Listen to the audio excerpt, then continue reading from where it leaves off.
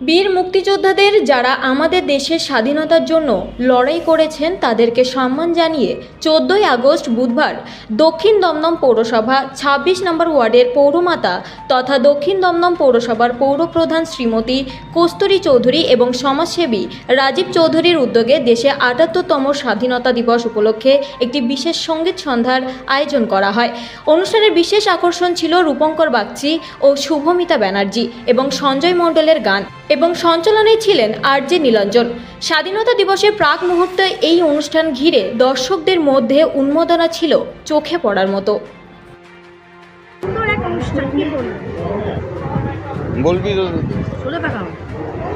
বলবে জনগণ 4 বছর ধরে আমি করে যাই, মেন দায়িত্বে থাকে আমার বিধায়ক অদিতি, সব কিছু ঠিক করে।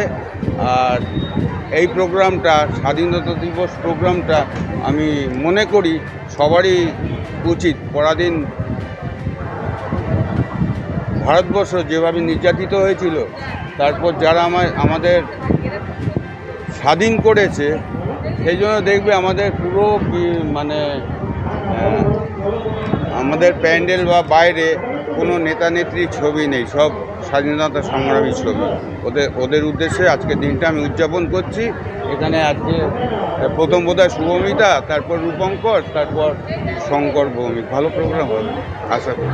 আর আমি যেটা করি একটু ভালো করার চেষ্টা করি।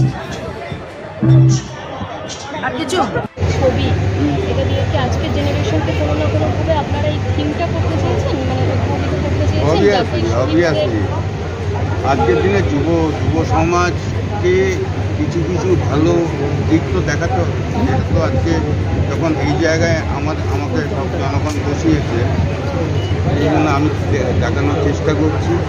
তারা কতটা নিতে পারবে না নিতে পারবে, ওদের চয়েস। Thank you.